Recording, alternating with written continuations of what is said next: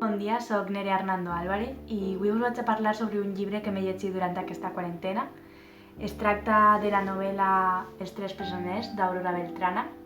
He de reconèixer que m'ha paregut prou impactant perquè, encara que és curta, és molt intensa. Hi ha algunes parts que són més difícils de comprendre per el seu registre lingüístic, però encara així, en general, és una història prou àgil i fàcil de comprendre.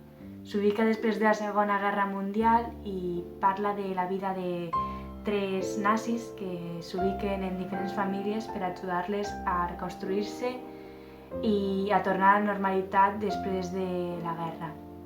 És en aquesta convivència on sorgeixen diferents sentiments, en alguns són d'odi, altres són d'admiració i tolerància i altres simplement de solidaritat amb la gent que ha pogut sobreviure a la guerra.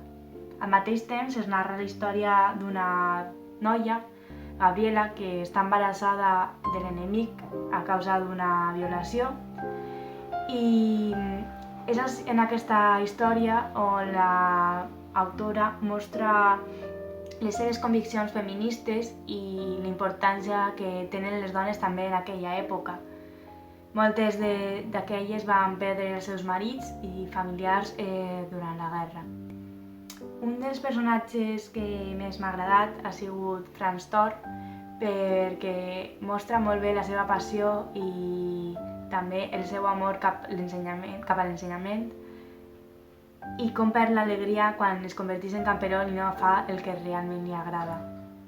Al mateix temps, un dels personatges que m'ha agradat és Linsa, perquè em pareix una persona que ho va perdre tot, va perdre la seva família, el seu treball, la promesa, i encara així tenia que seguir endavant i no tenia res que li fixara en el present. I per això em va impactar tant la seva mort. Em pareix una novel·la molt enriquidora, tant en el vocabulari com en els temes que tracta. Parla de la tolerància, parla de l'odi, del masclisme, i te fa ficar-te en la pell dels personatges i de les persones de l'època que van tindre que viure les conseqüències d'una guerra molt forta i dura. És per això que recomano aquest llibre a tot el món que tinga una estona per dedicar-li i que vulgui reflexionar.